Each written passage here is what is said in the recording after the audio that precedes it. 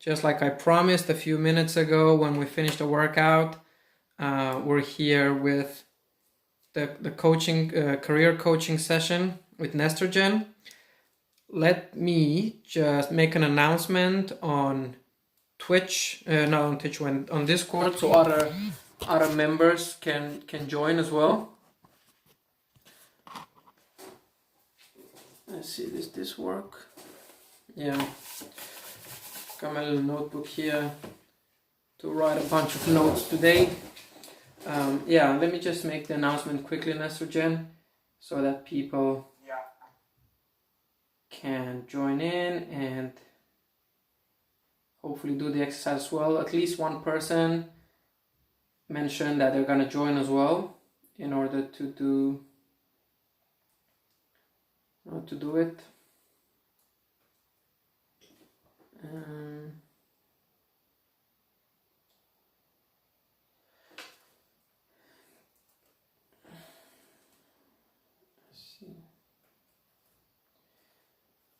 Let's tag free coaching as well.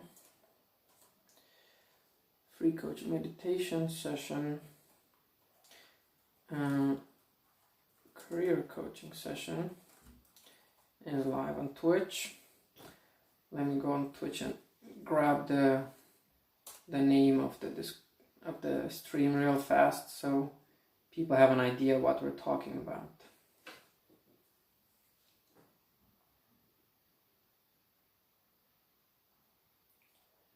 Pum, pum, pum.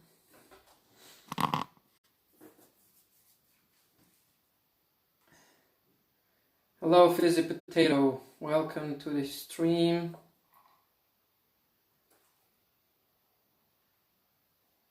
Can you hear me all right? Should I make my sound louder or is it good? Nestergen, maybe you can also say something to test the sound. Yeah. Hi, everyone. Brilliant. Hope I'm audible.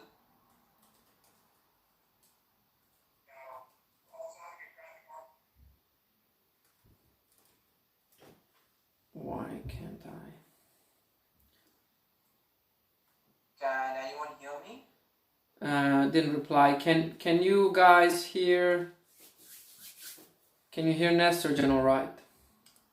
Now this name sounds a little bit complicated. Isn't your real name is Abby, if I remember correctly? Abhi, yeah. Just call me Abhi. Abby, yeah. Yeah. Let's see, I remembered. Right. Hold up, you're using everyone. You're about to mention 30 plus people. Are you sure? Yes, I'm sure that I want to mention everyone.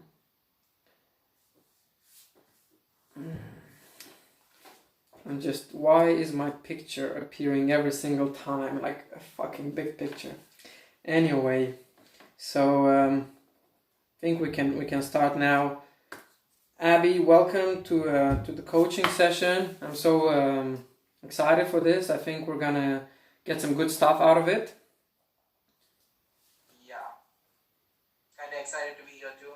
So. Awesome. Yeah. We were planning to do this yesterday, but we had some technical difficulties, so we switched to today.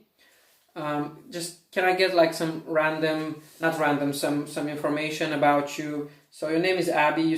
How old are you, if I can ask that? Yeah, sure. So I'm 24. Yeah, you're 24, and you said you're from India. Is that correct? Yeah. From India. Cool. Nice to have you on. And I did ask you previously to do an exercise, which is actually quite a big chunk of our stream today, because we're gonna get that exercise and link it together with two other pieces. But we're gonna do that in a second. And also I wanted to mostly use this as this coaching session to ask you some, let's say, difficult questions about your different career options that you present to me. So a big chunk of what I'm gonna do today is that I'm going to challenge your logic, not because I want to discourage you from pursuing a particular career, because I don't have an interest for you to pursue a career one way or the other. So you can be into cybersecurity, or you can be a doctor, you can be whatever, as far as I'm concerned. But why I'm gonna challenge some of them more than other is because if I see that the logic is not strong enough behind. Does it make sense? Yeah. Yeah. And also, just to say that, this is a free coaching session. Nobody is getting paid or anything. So if at any point you don't want to continue the session, you don't want the session to be posted, if you let me know by the end of the streaming session, we'll delete it, and we'll not you don't have to worry about the fact that it's going to be embarrassing or something online. But hopefully not. Hopefully these sessions are usually good for everyone, and people are able to benefit from them. Cool. Yeah, I mean, I was kind of looking forward to this, and yeah, the thing is, I don't even know what I'm good at, so this would be a good way to kind of get a base framework to work with, Mm-hmm. That's what I'm hoping to get out. Yeah. If that makes any sense. Yeah, it's interesting that you say that you don't know what you're good at, because from our discussion, there's quite a few things that you're good at. So yesterday you shared with me the fact that you're working online as a freelancer. You're working with writing content in different areas, such as marketing. What else did you send me? Yeah, digital marketing, chatbots, different languages in terms of like coding languages, stuff like that. So you seem to be gaining some skills from writing these articles and doing this research into different areas. Wouldn't you agree? Yeah, it's more like kind of like a big picture view, like when you read a lot of stuff online from different sources, you kind of start seeing some patterns, Mm-hmm. like if that makes sense, when you see a lot of blogs and stuff. So from that sense, I do kind of have an idea like how to get into those, but again, I don't want to kind of like waste my time pursuing like everything and then getting nowhere, So it would make a lot more sense to start with something, like figure out what I can, whatever you said, you could test my logic and I could figure something out, start from there, then see where it leads, and if it pans out, then cool. I mean, if it doesn't pan out, then just take the experience from there and build it up from there, or do something with it. Mm-hmm. Yeah. No, I see. Like I see what you mean. So what I'm saying is like most people they might start out with a career and then they branch off into something else, Mm-hmm. depending on what they are good at. So if it turns into that, also I'm kind of cool with it. Mm-hmm. Yeah, absolutely. So I don't know. Yeah, I'm just open-minded about it. Sorry? I'm just open-minded about this. This is Yeah. what I'm saying. That sounds good. I was just mentioning to the chat before that if you are, let me see if I can turn this a little bit so that the chat can see me a little bit more, like facing forward rather than facing sideways. I don't know. Is this better, chat? I think it looks a little bit better. Yeah. So I was just telling the chat before when we were doing a workout that a lot of people think that if they choose a career, that's something that they have to do for the rest of their life, or for until they go on pension. But in the economy that we live in, that's no longer the case. A lot of people work in a domain for 10, 15 years, and then they do something which is essentially like a career shift or a requalification, in a different area, so then they can switch and, you know, spice up their life, their career life, and do something that they discovered maybe later on that they're better and good at. So by all accounts, this session, or you know, what you might decide on this session might be good for you for, you know, 3, 5 years, 10 years, whatever, and then at the later point you can change, right? Like you sort of were alluring to as well. Yeah. So I think the best way to get into this is just get into the thick of it. And so I am going to share, I'm gonna share with the chat, if you're comfortable, I'm actually like, I'm not able to view the chat because like I'm just on my phone, right? Yeah, you don't have to you don't have to read the chat. That's just something that I'm getting your permission to share. So chat, I'm sharing with you there the top 10 things that Abby is interested in, and they're also put in the list of their in order from least interested to most interested. Yeah, I've pinned it actually for your convenience. You did what? I pinned it. You'll see a pinned. Oh, you pinned it. Yeah, okay. I found it. Right. So, chat, I might also show you the list maybe on my computer. Yeah. So here we go, chat. 10 things that Abby is interested in order of their interest: freelance content writing and affiliate marketing. But the way I understand it, freelance content marketing is something that you're doing right now. Yeah. Is affiliate marketing also something that you're doing? No, actually, freelance content writing, what I mean by that is I just write stuff for businesses. So usually they give me like topic ideas or what they want on their blog, the keywords and all that stuff, and I just basically do the research and write stuff for them.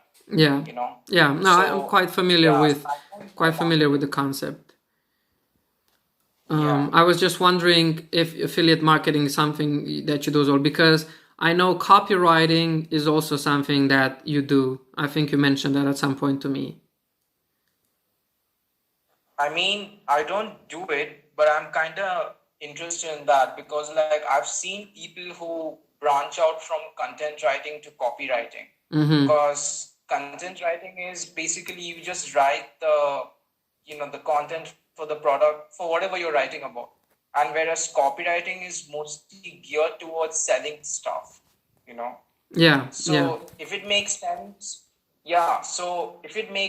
content writing can be a part of copywriting, but content is not directly selling stuff. It's more about informing or kind of like writing a movie about it. So yeah. I was just wondering because I have a theory here, and I don't know if it's a valid theory, so I want to ask you a question about this. But why do you think that freelance content writing is number one, so the least thing you're interested in pursuing as a career? Do you have any idea why do you think that is? Well, one of the reasons is it's because like I know like since I'm writing for content mills and stuff, that's why I think I'm kind of used to it. That could be one reason. The second reason is, well, it's just I haven't like thought that much about it, but like from whatever random research I've done, copywriting and stuff like affiliate marketing, that's what connects with more people, if that makes more sense. Like you get a more reach. Whereas content writing, you just talk about stuff, like you just um if it's just the content, right? It's got nothing to do with selling or anything. So yeah. Because So So when I made that list of stuff I'm interested in from 1 to 10, the ones that are on a scale lower than 8 or 7, okay, like the 5 on 10, 6 on 10 ones, those are actually like, to me, they look like lucrative career options or stuff that I could like maybe learn long term and reap the benefits, you could say, as careers. which one? The ones closer to 10, or the ones closer from 1 to 5 or 6 until the cybersecurity. Right. So, and from 1 to 6, you think those are career options that you can learn on the long term and develop into those? Yeah, because that's what people look for. Like for example, like I'm not just looking at the enjoyment factor when I want to pursue something. I also want to see whether it's marketable and whether I can make a career out of it. Yeah, no, that's good thinking. That's good thinking. Yeah. But the reason, so look, you put number 1 freelancing as enjoyment 5 out of 10, and number 2 you put affiliate marketing, which is 4 out of 10. So it's even lower than the first one. So I have this theory that the reason you put freelance content writing at the bottom is because you're doing it right now and you're sort of bored of it. What do you think about that theory? Yeah, you're right on that. Like it's cool and stuff. It's good for paying the bills and stuff. I won't deny that. And also, like, you get a constant stream of work. But then again, the stuff I work on, it's mostly ghostwriting content. So it's like I don't get any credit for the work. I just get paid for it. Yeah, no, I understand that. I understand that can be quite unsatisfying in some regards. Yeah. But, and then you also mentioned, so look, this is the part where I sort of challenge your logic a little bit. You said that copywriting and affiliate marketing has more reach. And yes, for me, that doesn't ring 100% true, because affiliate marketing is when you sell things to people essentially and you get a referral bonus or referral amount of money or credit or whatever. And so in order to do affiliate marketing, usually you need to have a rather big and rather strong community that is very supportive and is using your links to give you money through affiliate marketing. So in order to have that, then you need content writing, right? You need content writing or just content in general in order for affiliate marketing to even be a thing. And in copywriting as well, because copywriting, like you said, it is to a large extent focused on selling and like catchy sort of style in writing. And then again, you usually have copywriting. It doesn't help grow the community necessarily. Quality content usually grows the community much better than selling stuff, right? People, when you sell to them, they're less inclined to click on links, and less, the conversion rate, as you were aware, decreases from one stage to another.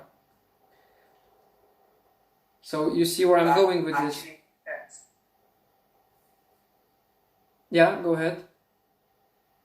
Yeah, that actually makes sense. I'm actually enjoying this. Like, continue, Yeah, no. So definitely, that's where the part where I'm saying that I want to challenge you a little bit. And I'm never saying I'm right. I'm never saying this is what you should do. But based on our logic, then you can, after the session, you can do more research on your own and confirm different things. Anyway, so let's continue. Then you have gaming on number 4, nutrition and exercise on number 5 with a strong 8 out of 10. Then you have coding, game design, and software development with a 5 out of 10. You have drawing, again with a strong 8 out of 10. Cybersecurity with an 8 out of 10. Mukbangs with a 9 out of 10, which is the thing I just learned from you last time. And making YouTube videos. Yeah. And making YouTube videos has a 20 out of 10. And I wrote your comment underneath, 20 out of 10. I love your enthusiasm. That means you really could give it your all to making YouTube videos. So these are all the things that you're interested in. And you score them in 2 ways. You score them also from order of interest, but also in terms of, on a scale from 1 to 10 individually. And so... Yes. And there's also... Mm-hmm. Go ahead. Yeah, and there's also one more reason I made that list. Okay? So the first was how marketable or profitable it is as a career, how feasible it is. Second is, of course, the enjoyment factor. The ones that are rated very highly on the list, they are meant to be hobbies. And the third reason is, at some point, long term, I intend to use these skills towards my YouTube channel and stuff. So I'm going to kind of string them together, if that makes any sense. Yeah, it makes any sense. It makes sense. What I think you did good in the sense that you thought about different factors, which is also kind of going a little bit a step ahead in our exercise.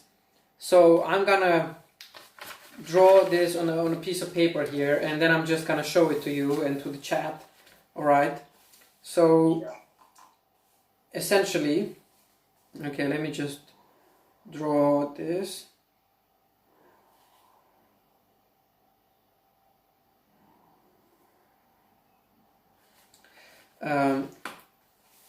So let me just write.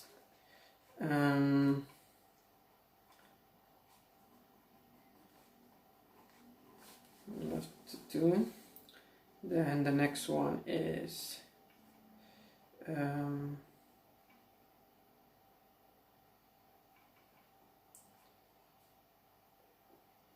skillful, and the next one.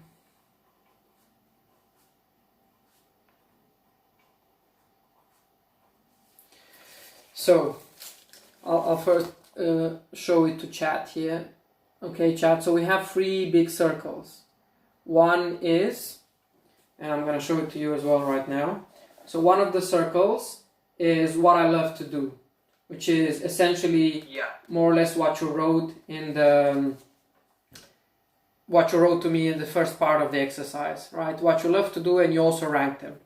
One of the other circles is skillful, or things that you're good at. Okay, areas or domains where you actually have some skills in. And the third circle is what pays well out there, right? You were mentioning this beforehand, that you want something that is not only just like fun, but also pays the bill and is in demand, right? Yes. And so when we have these circles here, there's usually an overlap in the middle, between the 3 circles, and there's also overlap on the sides. So, okay, chat, you see here, there's an overlap in the middle for all the 3. And essentially the goal of our coaching session today is to go through these things that you wrote for me today. And chat, I encourage you to do that as well. Write a list of things, first and foremost, that you love to do. Okay? And why is that so crucial?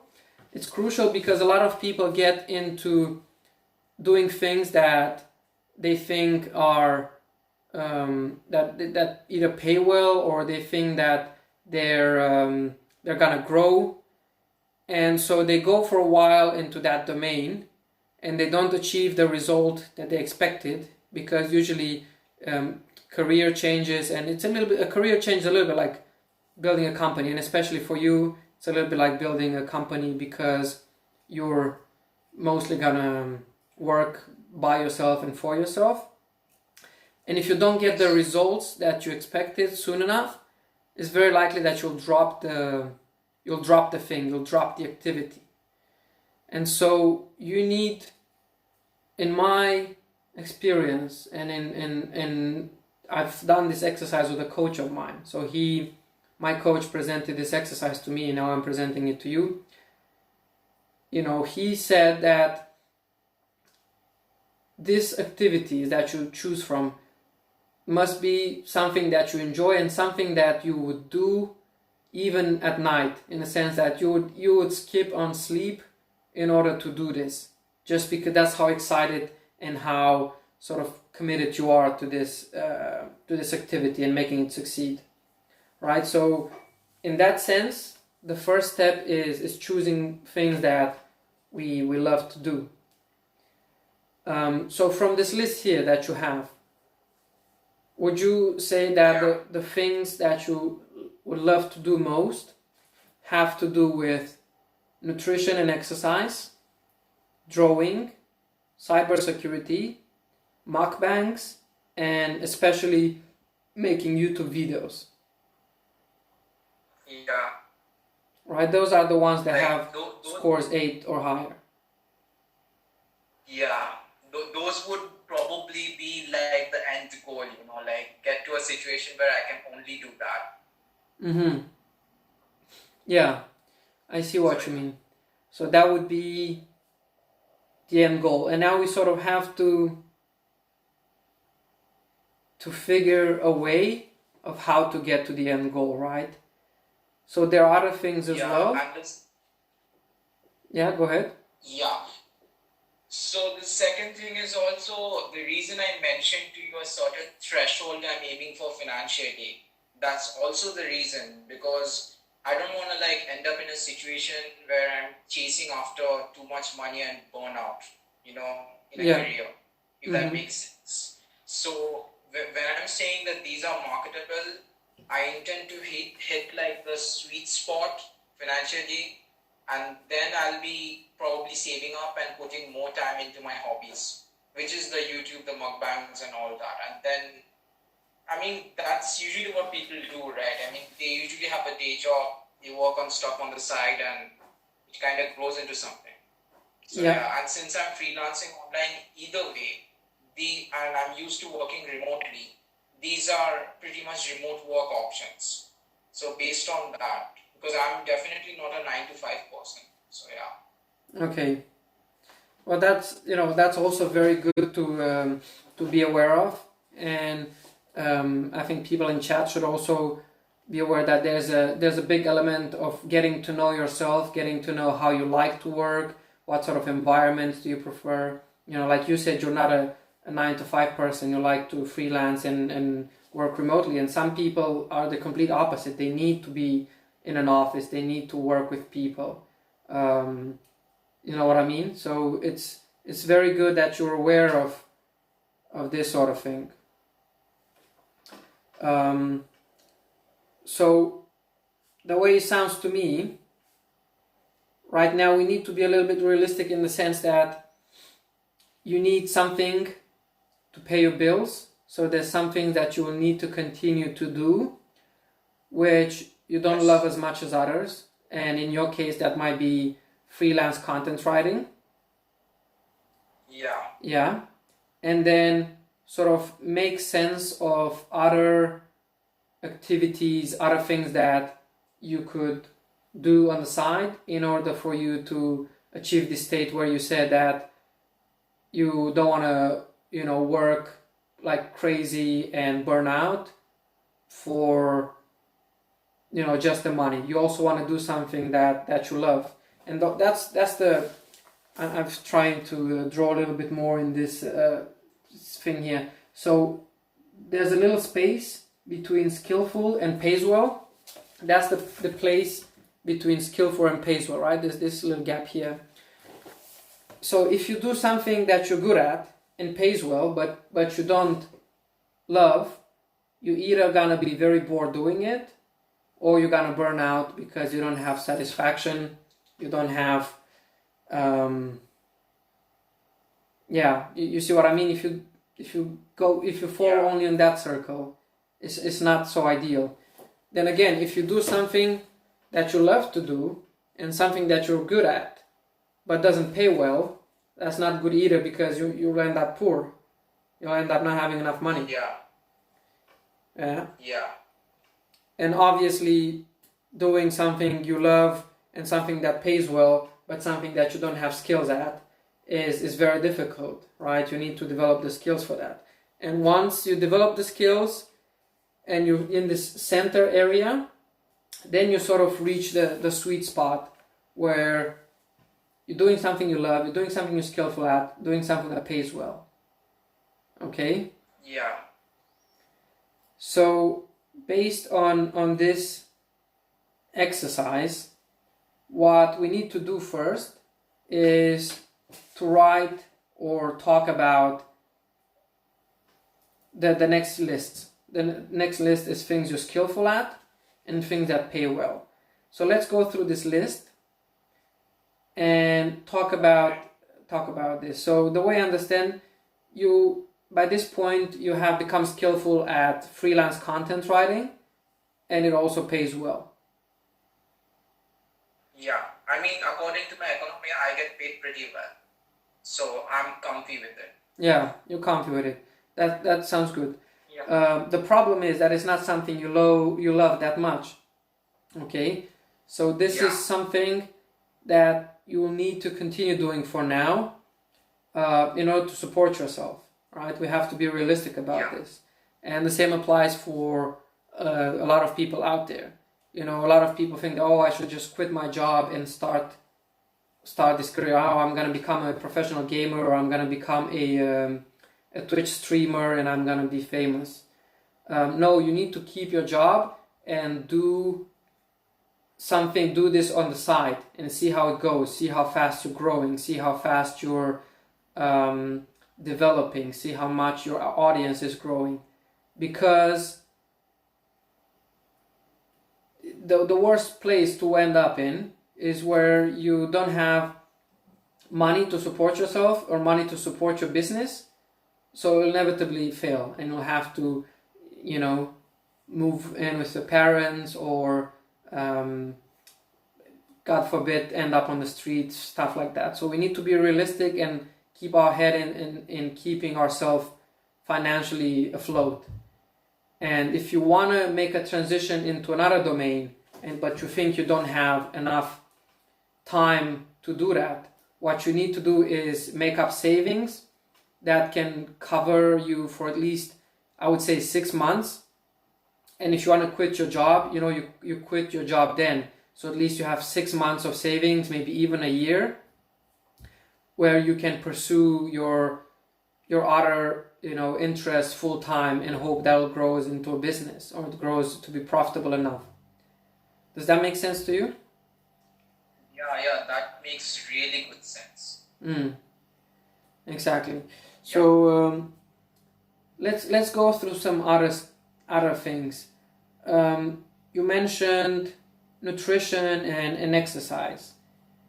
Is that something that pays well? You think?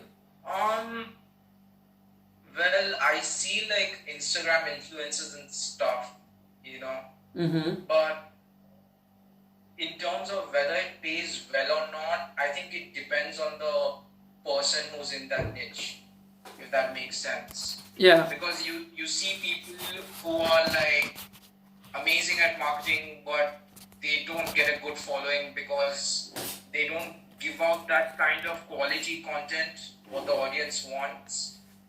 And there's the other end of the spectrum where people who are crazy good at what they do, their marketing game is not that good, so they don't get noticed. And then there are people in between, like from what I've seen online and stuff. Yeah. So with nutrition and exercise, I think like I would consider it something like as a supplemental career, if that makes sense. Yeah. Something like a hobby career, like maybe sharing some info and stuff in the long run. Mm-hmm. Like for example, like I watch Frank Tufano's YouTube channel. Mm-hmm. Like, have you heard of Frank Tufano? No, I don't think I have. But I get he's a guy into nutrition and exercising, right? Yeah. So he's like a raw carnivore guy and he posts YouTube videos and stuff. So that's pretty cool. So it's more like nutrition and exercise would be something like a supplemental thing. Mm-hmm. And it would be like for my personal research.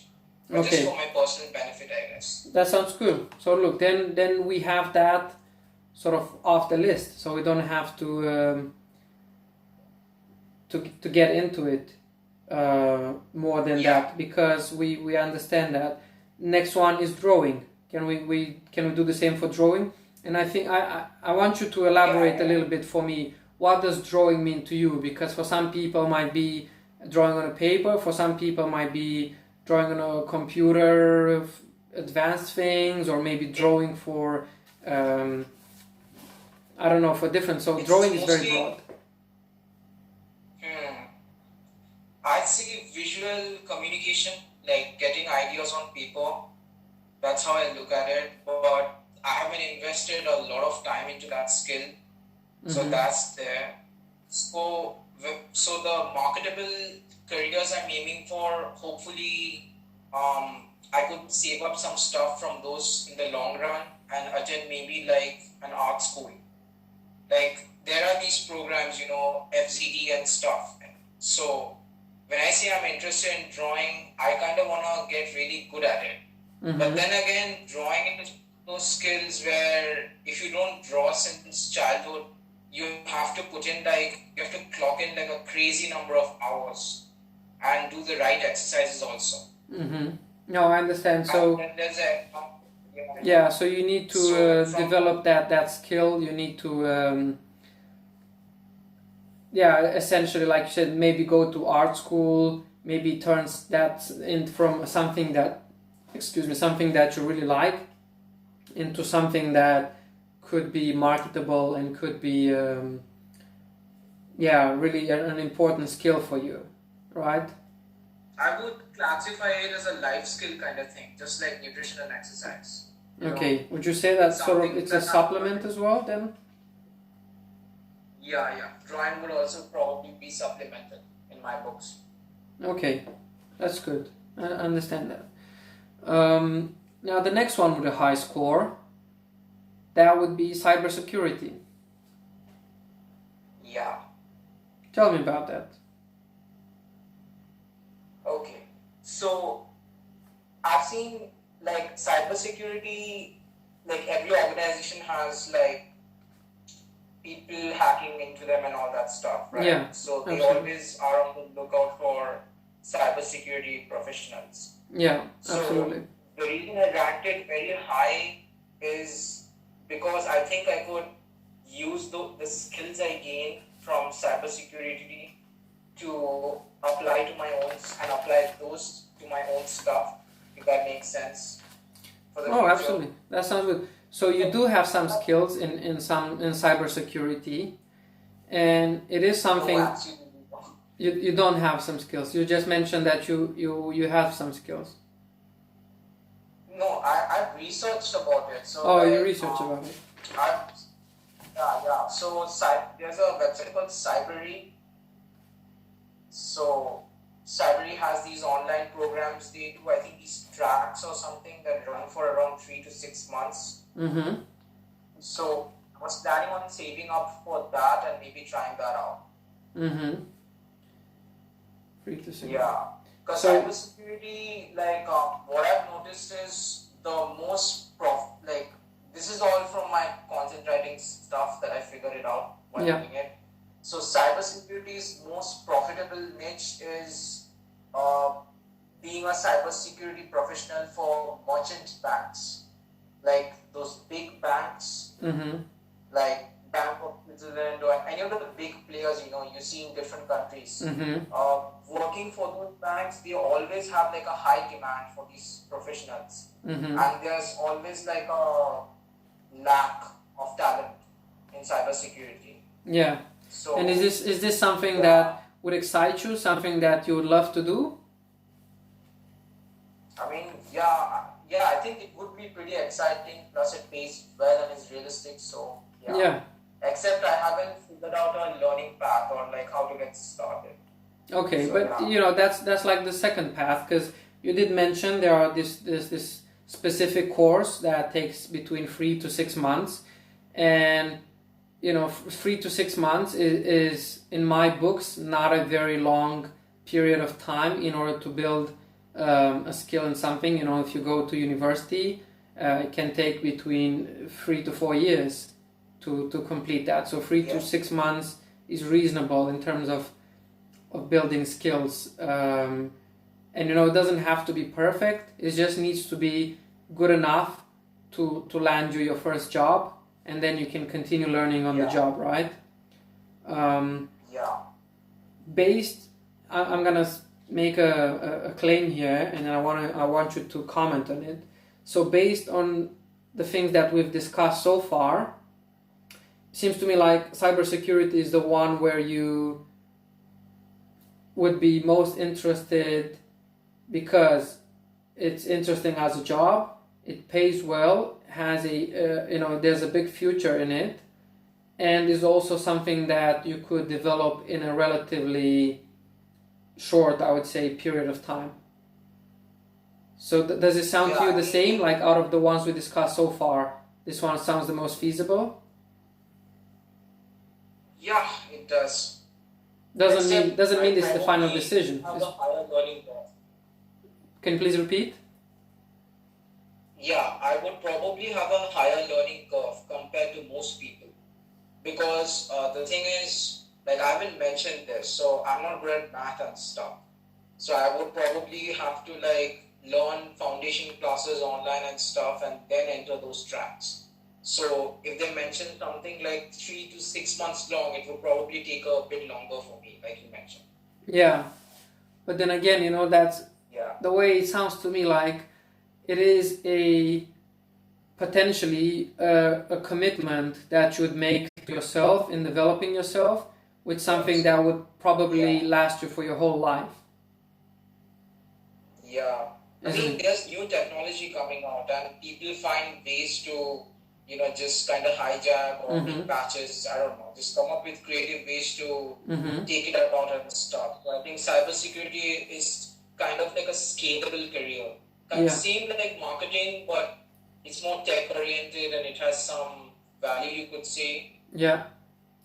Like as a marketer, you have to build up some rep, get into a community. But as a cybersecurity professional, if you just have the skill that you just show it to people, they'll be like more than happy to have you on board, because they need them for the long term, the long run. So if that makes sense, it's like a good foundation for creating a building for any business. Yeah, so, absolutely. No, I agree with you.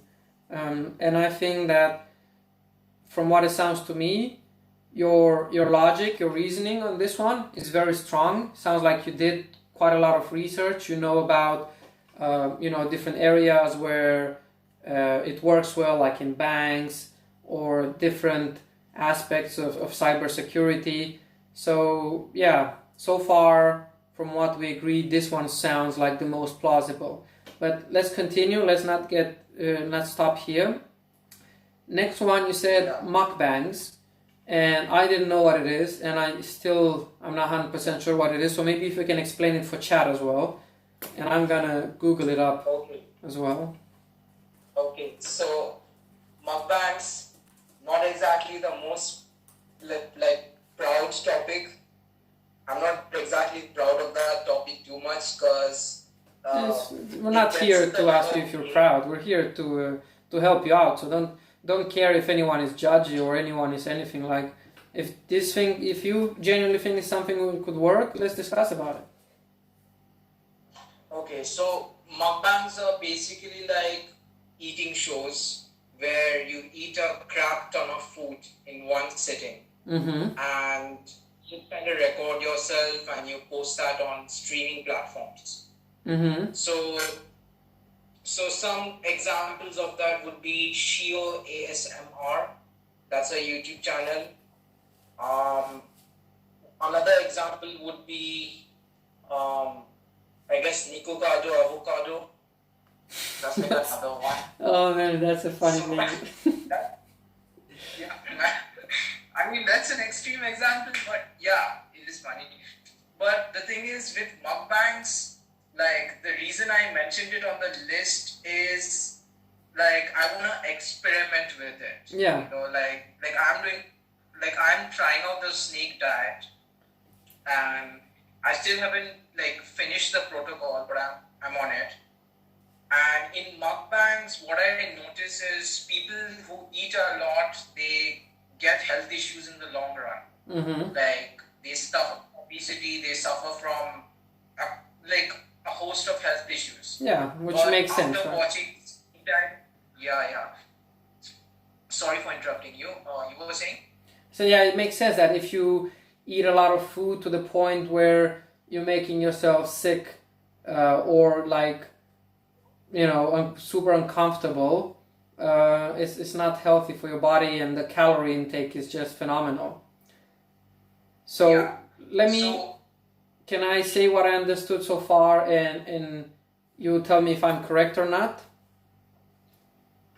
Yeah, I was gonna add one more thing. Yeah. That. So go ahead. Okay, so the mukbang idea which I have, like, I wanna start a trend called fasted mukbangs. So snake diet is mostly about fasting and like eating healthy for the most part, and getting your goal weight and achieving your health goals, you know. But it's also a good way to eat a lot and then fast for a few days. Okay. So, like, I'm not going to get into the details of it, but how it works is, like, when you have body fat on you and you supplement with electrolytes on the fasting days, you can go on days without eating, like 3, 4, 5. Okay. So with mukbangs, if I, let's say, take in 30,000 calories today in like a 6 to 8 hour window, I could just fast and kind of negate it in a matter of maybe 4 days or 3 days or even 5 days using scale feedback. Like, use the scale to see after the water weight goes down and all of that. Yeah. And then I could just repeat it, you know. So I could just like sustain it indefinitely, like depending on the amount of calories I consume. Yeah. And it would be like a really cool experiment on YouTube, you know, because you don't see mukbangers who just keep eating a lot and they maintain the same lean mass. Yeah. You know? So let me ask you some questions about this. Can I ask some questions about this? Because I think the chat sort of got the idea. I got the idea. I'm going to just repeat it quickly as a summary so chat knows exactly what this is about. So mukbangs is where you eat a lot of food for, in front of a stream or in front of an audience for the audio-visual aspect of it. And that's something apparently that has been very popular since 2010 in South Korea, and then developed internationally as well. And because you like to be a healthy guy, you like to be lean, you want to supplement this with fasting or what you call the snake diet as well. So in a sense, balancing the negative effects of a very bad diet, because I don't know how else to call it, with fasting. The way it sounds to me is that you have an extreme here, an extreme where you eat a lot of calories and is sort of bad for you, right? Yeah. And then you go to another extreme where you don't eat anything at all and you're fasting and you're having a difficult time. You're giving your body, and again, quite a difficult time not to eat for days and just sustaining it with water and electrolytes. So Does it wouldn't be long term though. It would probably be like 6 months just to see whether a person can maintain their lean mass and not get any health issues. Because I haven't seen anyone doing junk food mukbangs and getting away with it. So it would be pretty cool, you know. Hypothetically, if like I could make a series of videos and kind of set an example I see on what you YouTube that, you know, if you do this, you know, you could fast it off and then I could take some blood work and stuff. So I have my biggest concern with this is that people will be able to see you doing the mukbang, right? Eating a lot of calories, a lot of food in front of them. That's something that they will probably enjoy, I don't know. And then you will fast for days, and this is something that people will not see and people will not appreciate in terms of the difficulty that you're going through. So in a sense... Yeah, I wouldn't mention that I'd be fasting though. It would be something like... Yeah, it would be something like let's say Monday I did a mukbang, okay? So I fasted until maybe Wednesday or Thursday, and Thursday I made another video. So people would just be seeing my uploads. They wouldn't know that I'm fasting. Then rinse and repeat for a few months, maybe 3 or 4. And then obviously people are going to start asking questions like how the hell you're eating when you're eating so much food. What makes you so sure that people will start asking questions? I mean, you see Nikocado Avocado, he eats pretty much every day and he gains weight like crazy. So that's like an extreme example, like you mentioned, of mukbangs, like the bad effect of mukbangs. And so what's the benefit? How will you grow as a mukbang streamer if people don't even know you are fasting? You know, how, because you said that's what's going to make the difference between you and all the competitors on the market. But at the same time, you don't want to tell them, you don't want to let them know. So do you see how that competitive advantage goes away?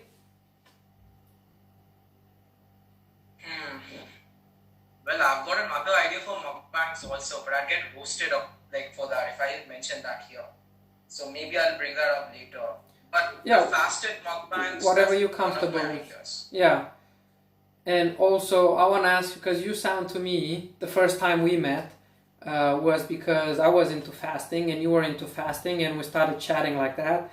Then you jumped onto the Discord. Anyway, so you sound like a guy who's quite interested in his diet, in being healthy and, having a good-looking body, let's say. Is this sort of thing something that you think is good for your body and something that you want to put your body through? No, it's definitely not good. That's why I mentioned it's experimental. Is it something you want to put your body through? Yeah. Sorry? It's like I would definitely not recommend mukbangs for long term. I would say maybe a 2 or 3 months stint.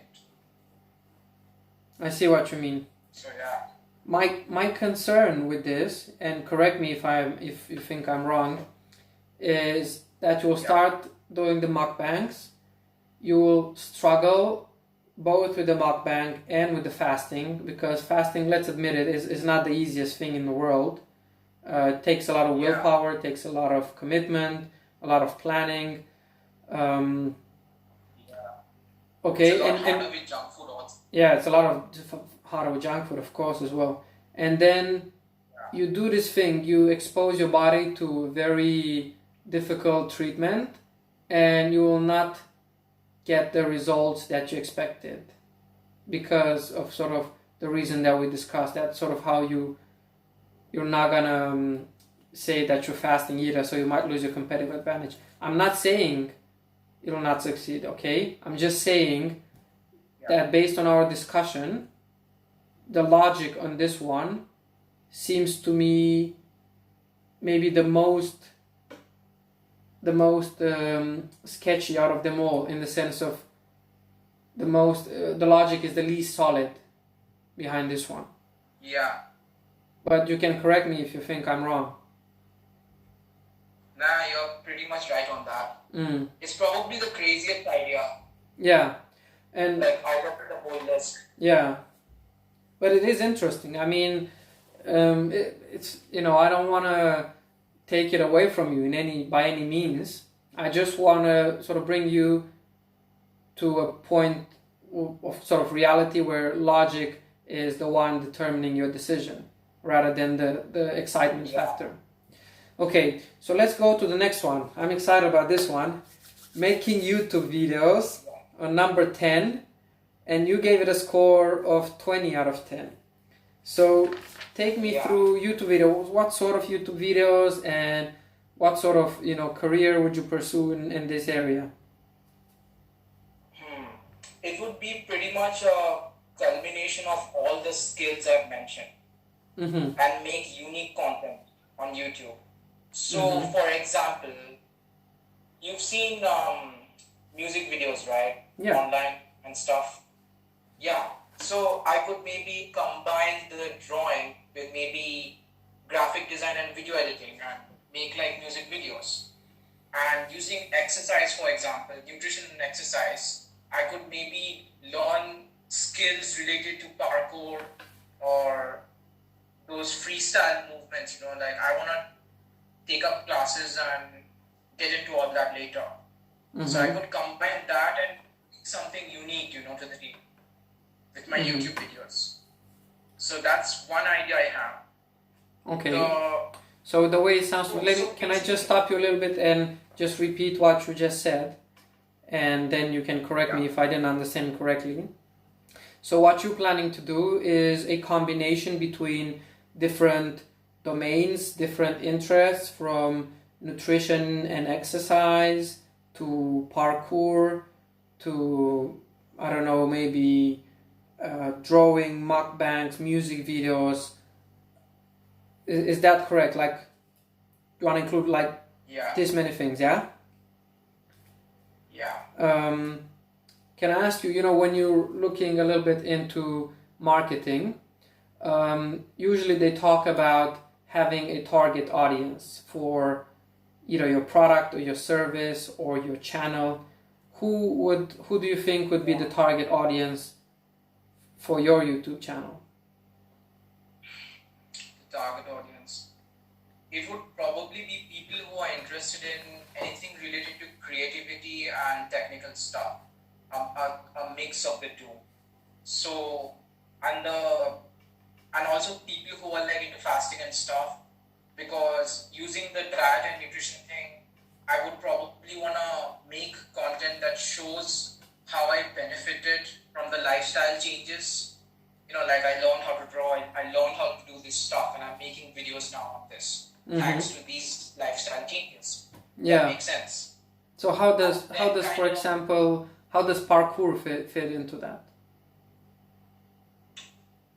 Parkour and stuff, because I guess you could say it uses a range of full body movements. Like when I was looking into exercise and stuff, like I'm not sure how to explain this, but so you think? Can I ask you? Do you think that people who will be interested in fasting will be interested in parkour as well? Not necessarily, but it would be pretty cool, right? I mean, to combine nutrition with parkour, because parkour is pretty challenging, and then there are I'm not sure what you call that, animalistic flows on YouTube. Like people, they create these yoga videos where they do these animal flows and stuff. Yeah, I think I've seen some of those. I know what you mean. Yeah. So it would be pretty cool. I mean, because people use fasting and nutrition to just get lean, but I kind of want to like take it to the next level, because and the thing is, I'm not exactly the person I'm not really that good in shape right now. So I'm working on myself.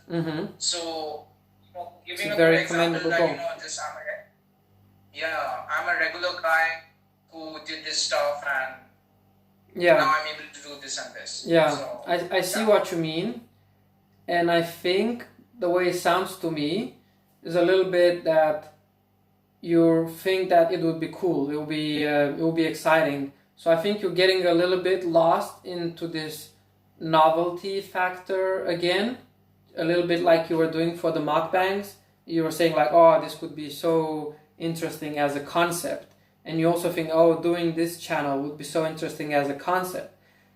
I think that making YouTube videos is a good idea overall. I just think that you need to think more about it and narrow down your target audience a bit more, and rather than trying to capture 10 different groups that are into drawing, into nutrition, into exercising, into parkour, into mukbangs, like, you see how these groups sound so different from each other. I'm not saying it's not gonna be work, I'm just saying that you want to research more what your target audience is, and maybe the way I would go about it personally, maybe is I would try to find somebody who's already doing YouTube rather well, and try to learn from them, either through the videos that they're posting, or through coaching, if you're able to get someone who will either do coaching for free, most likely they'll want money, but so you're most likely to get content from them that's already on YouTube, like their videos, because I think that could save you a lot of hassle. So let me just tell you one thing that I noticed. So you said you want to get into parkour, but you're now not doing parkour, so that will take you training as well, let's say between 3 to 6 months, or something to that extent, maybe more, maybe less.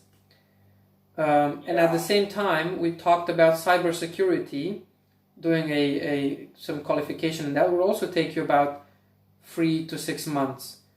But the other one is more something that you have a better idea into which direction to go, a little bit more skills maybe than in parkour. You also have a higher chance that it's going to pay well, and maybe you don't love it as much as making YouTube videos, but then again, you could do videos a little bit like you mentioned on drawing, in the sense of doing that as a supplement or a supplementary activity. What thoughts do you have based on what I told you?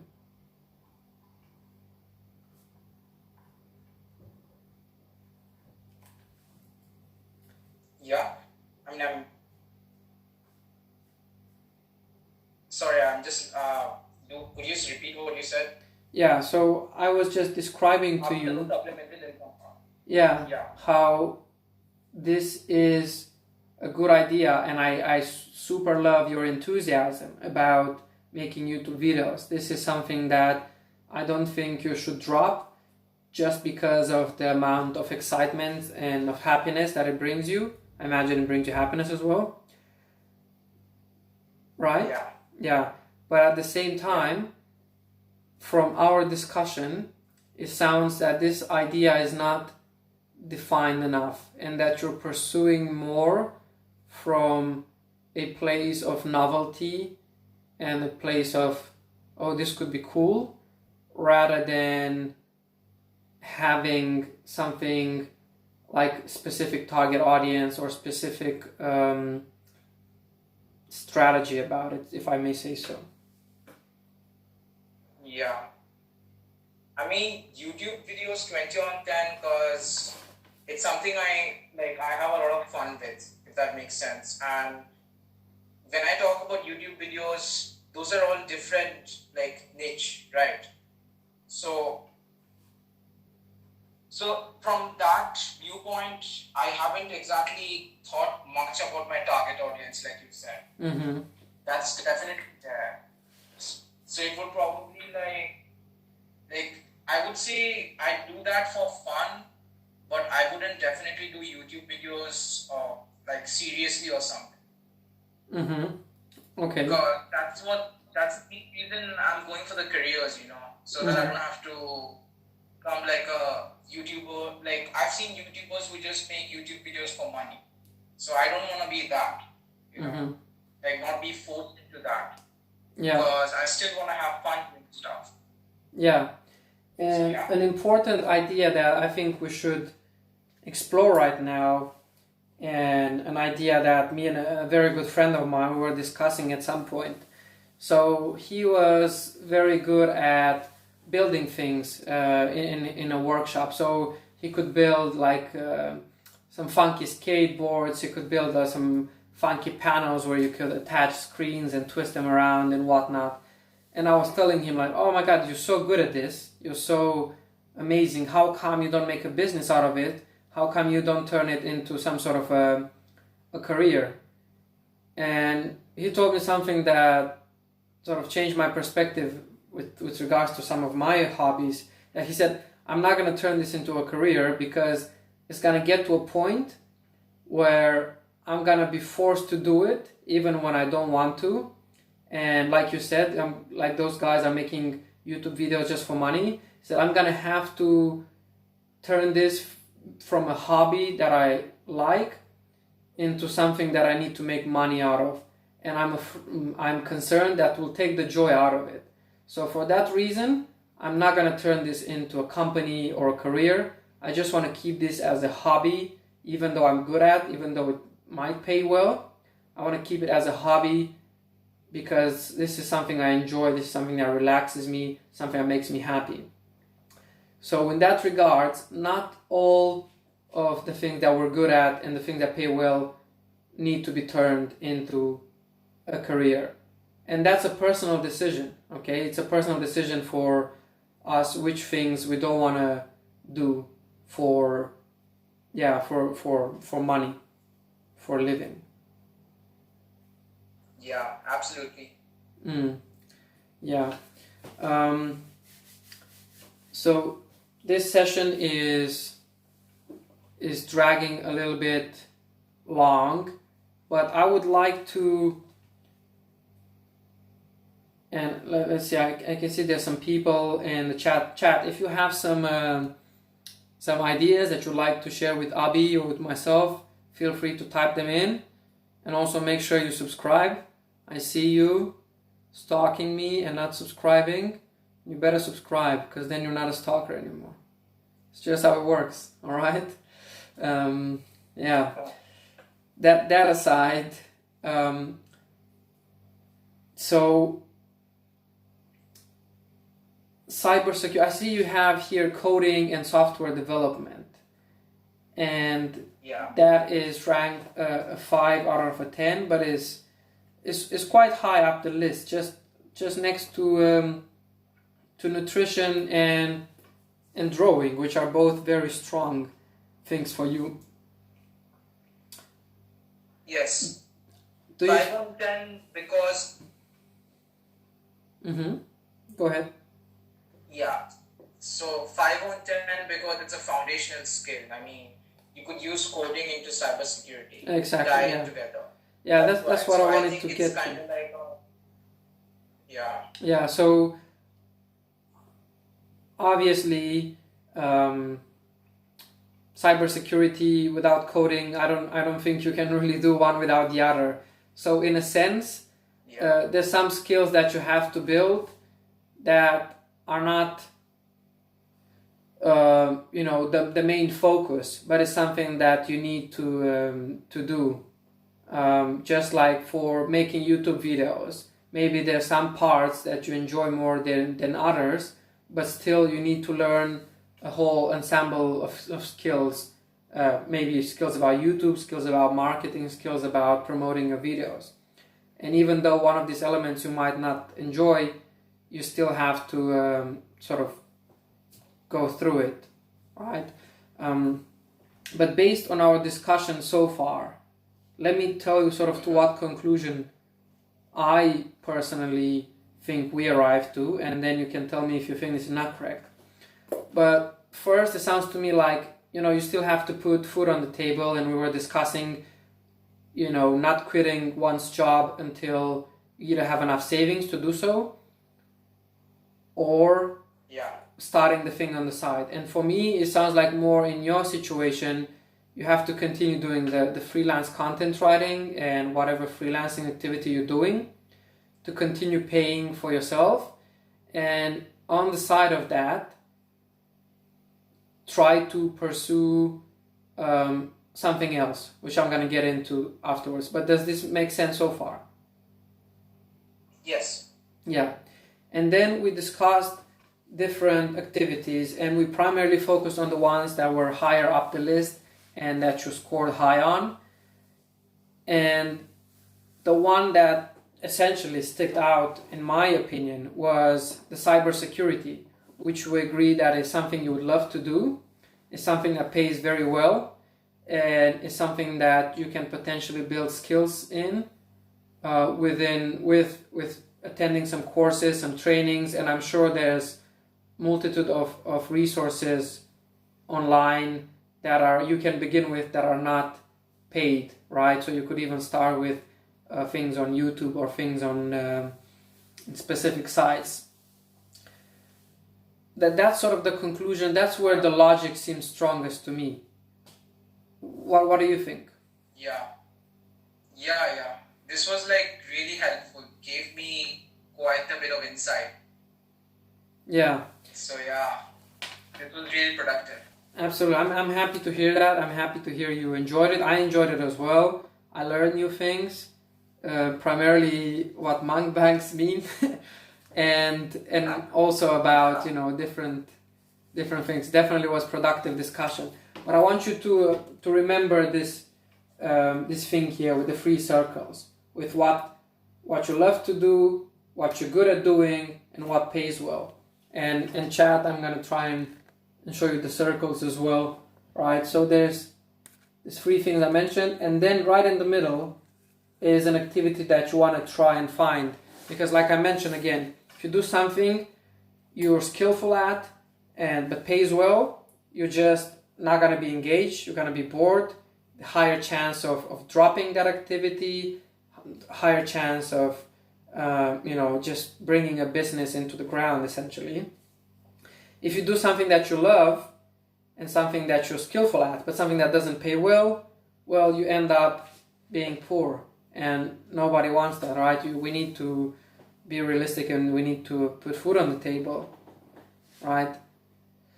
And obviously, if you have something that you love to do and pays well, but you're not skilled at, you don't have skills at, you could potentially build skills, which is where most of us start when we're young, right? We don't have enough skills, but we want to go into our dream career or dream job, or into a specific area that we think is interesting.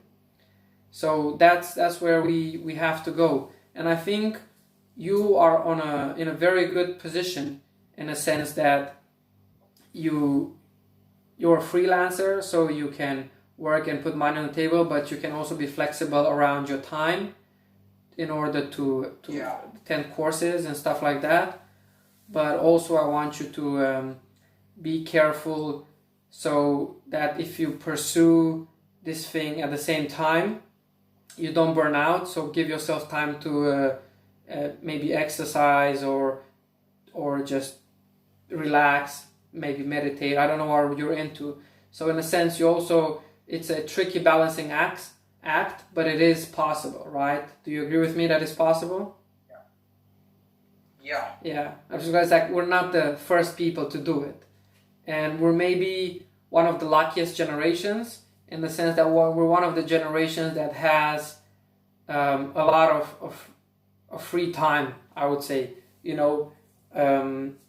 Hundreds of years ago, people barely had time, because they always need to farm and take care of the animals and take care of all of this just to survive, right? Then when we got into the industrial era, people were working 12 hours a day, right? They were working sometimes Monday to Sunday, Monday to Saturday. They didn't have time. And then there was this gradual shift in the economy, where the economists realized that the productivity threshold lies at about 40 hours per week, and that if you work more than that, your productivity diminishes, and you also don't have the time to spend money outside of your job and contribute to the economy. So essentially, most people can work, I'm not sure if that's the case for you, but most people can work 40 hours a week and then have the rest of the time to commit to learning new things and also having time to relax. Does that make sense? I probably clock in like maybe 8 or 10 hours a day. Yeah. Not every day, but on days I don't clock in a lot of time, I probably procrastinate and stuff. Those days I do like workout and stuff, kind of productive health-wise, but normally I'm sedentary, so definitely gotta work on that. Okay. So yeah. So like you said, gotta work towards balancing all that stuff. So yeah. And I'm not saying it's easy. Like, guys, I'm not gonna pretend this is easy to do, but like we said, it is possible, and that's the thing we need to focus on. We need to be aware of our digital habits in terms of how much time we spend on social media, on watching series, on watching movies and stuff like that. Like I said, it's important to relax, but this rule of thumb that we should have is try to do your work first, try to finish your course, try to finish your whatever thing you're trying to do, and then reward yourself, right? It's not like you have to work to the point where you're crazy. It's just you need to put one thing in first of the other. You can do both. Just first do the work and then the relaxation. And you're gonna have this feeling of satisfaction, or this feeling of I deserve this break and I deserve this time off because I did put in the work, rather than relaxing first, wasting most of your day, and then being like, oh yeah, now I need to do something for this other thing.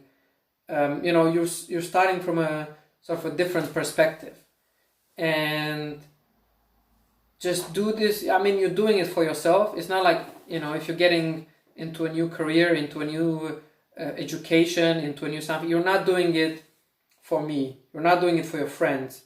Guys, you're doing it for yourself. So commit to it if you're gonna do it, because it's your life. It's what you're gonna live off.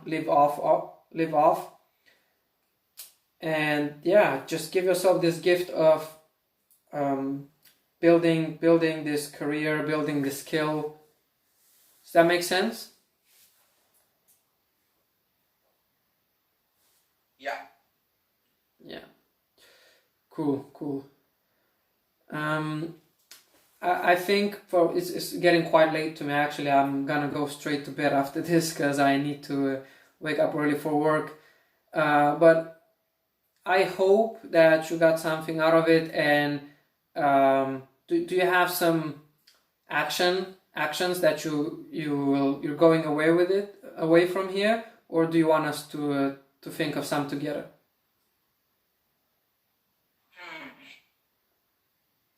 I haven't thought about an action plan as yet. No, not an action plan Probably maybe. overall, just an action, like a simple action as a consequence of our discussion.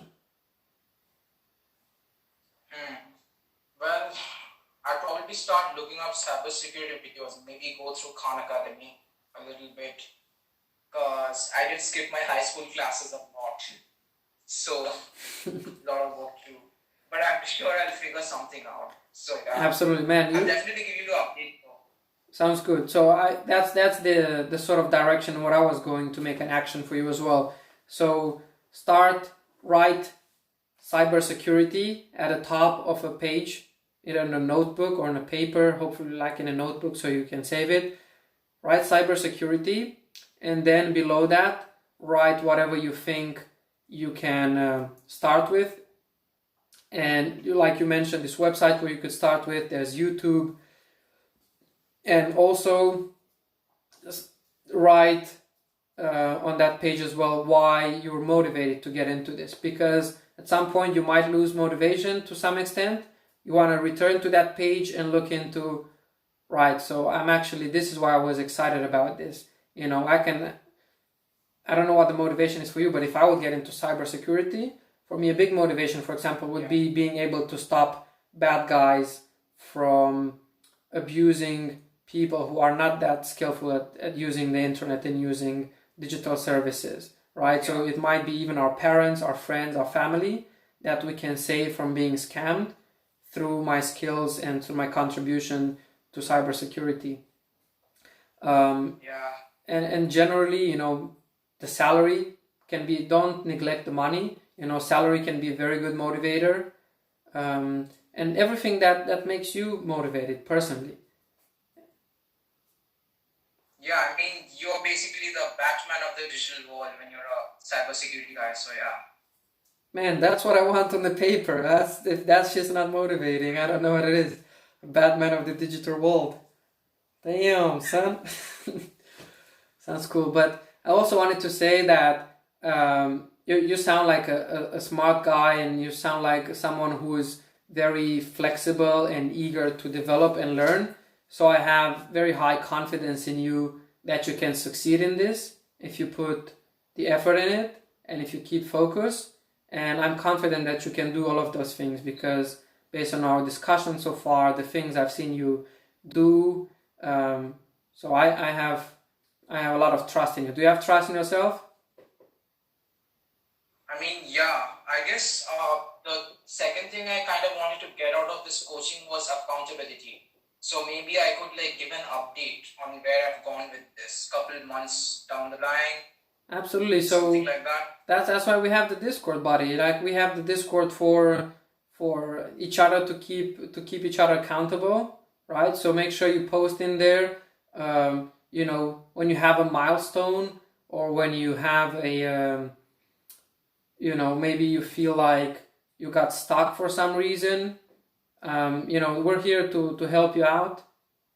So definitely keep us posted. I love this attitude. It's if people would, do a coaching session or do a sort of discussion, and then they would keep themselves accountable and they would seek also accountability and also seek improvement, the progress would be tremendous, rather than just not being committed, not seeking accountability internally and externally.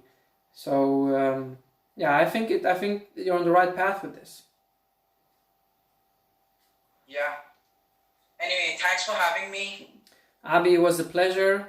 Thanks for sharing your passions with us as well. I think it's quite interesting. I think a lot of people nowadays could relate to a lot of things that you're into as well. Yeah. Absolutely. So I'm posing this from my end. Is that okay? Yes, absolutely. Thanks and have a good one. Bye-bye. Yeah, bye.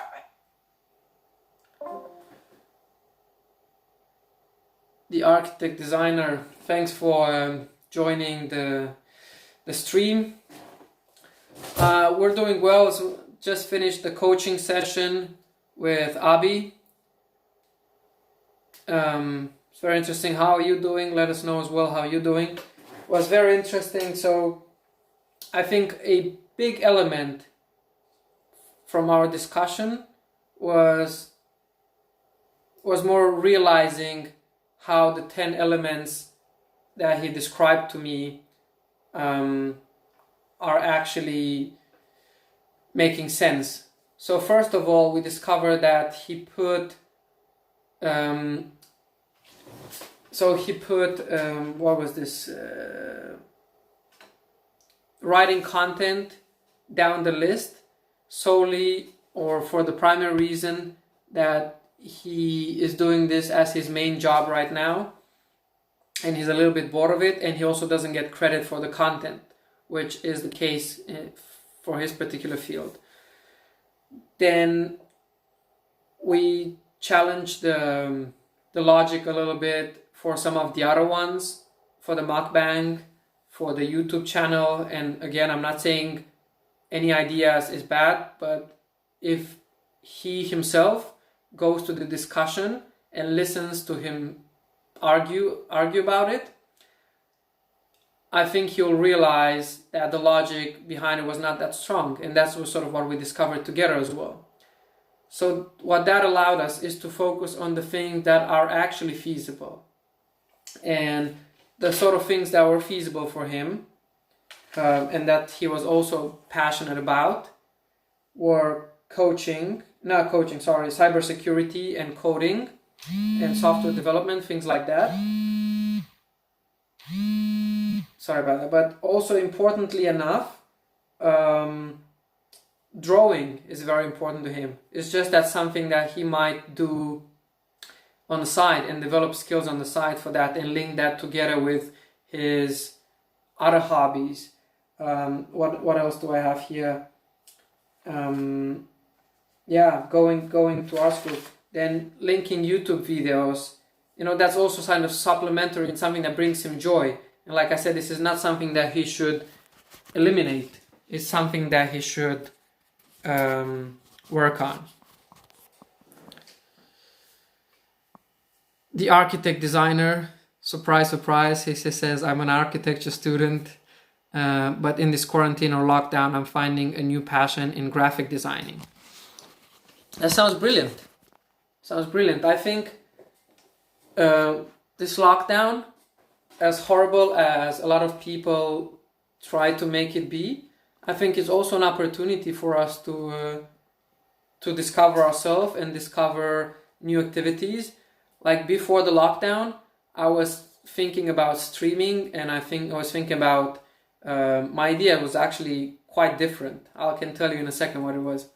But yeah, so because of the lockdown, to some extent, I got into streaming and I got into building the Discord and trying to serve people better and a broader community. So there you go. Try to use these punches as an opportunity for growth. But yeah, initially I was thinking about starting a channel on Twitch about helping gamers with their game addictions, because I know a lot of people play for enjoyment. Wait, I don't know what happened. I think I got a little bit disconnected there.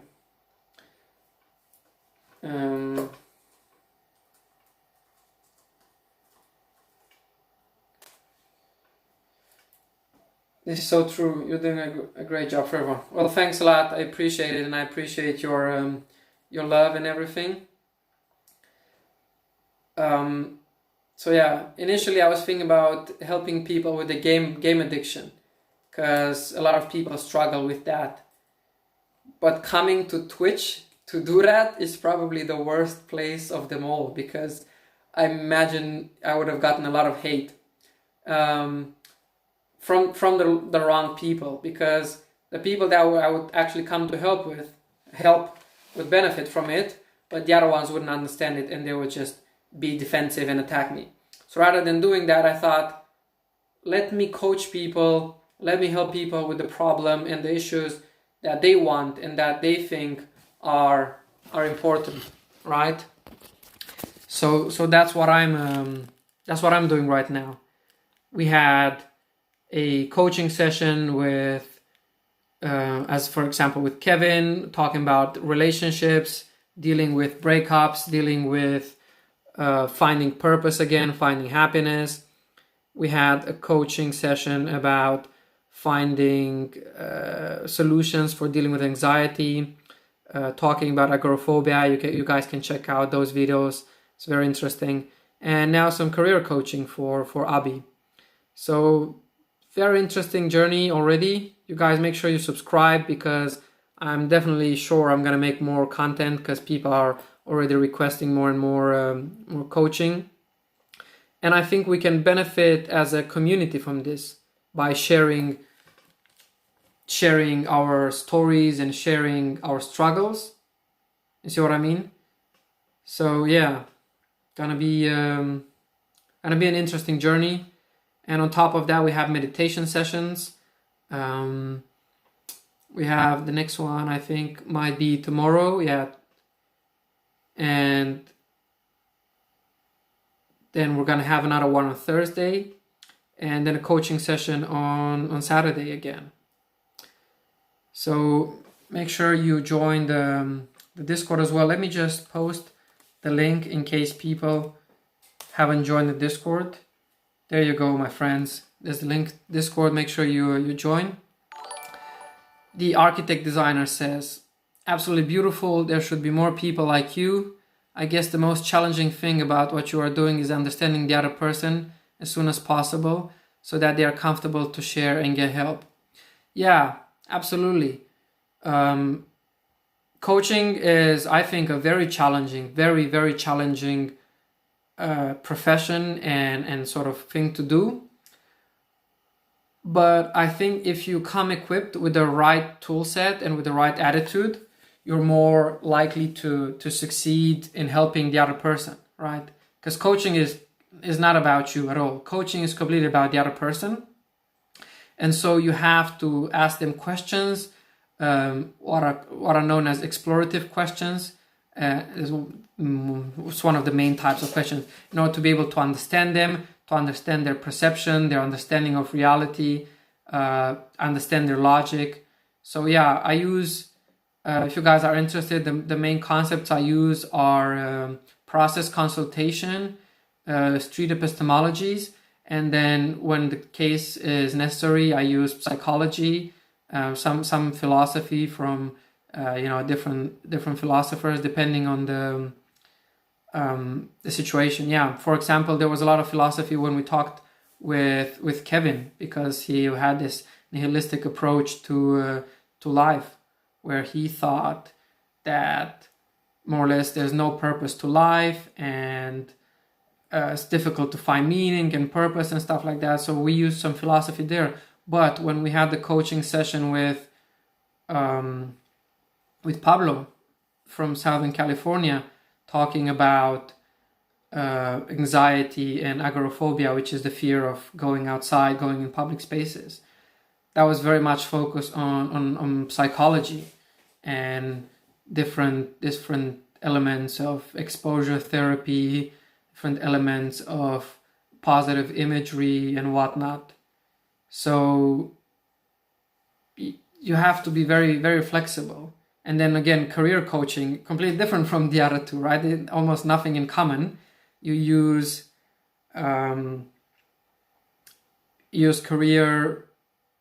career-based tools, and we were using this circle here, right? Part of what do you love to do, what you're skillful at, and what pays well. Which is, like people might say, oh, it's not so crazy, it's not an amazing tool. But what it really helps me do as part of a coaching session is discover those elements and then be able to ask the right questions for the client, for the coachee, right? Why do you think this is good? What's your logic behind this? Are you doing this because you're temporarily excited about it? Are you doing this because your parents forced you? You're doing this because, various reasons. And then we can explore the logic and see which one has the strongest logic behind of it and which one you would enjoy doing most, and then combine all these different elements to do something that makes sense. Anyway, I think it was super interesting. Thanks you guys for joining. Please make sure you subscribe, because I appreciate all the love. Join our Discord, where we do a lot of talking about different things, and we jump on the voice channel sometimes. We're still growing, right? We're at the beginning of our journey, but with committed people like you, the sky's the limit. So yeah, thanks for joining. I'm gonna head off to bed soon because it's late and I have a full-time job. Actually, today I worked about 10 hours or 11 hours, something like that. And then I streamed the workout for you guys and this coaching session. So yeah, it's been an intense day, but I'm actually filled with energy because I enjoy doing it. Okay? So thanks a lot once again. I appreciate you guys a lot, and I'll talk to you next time. Until then, cheers. Leo out.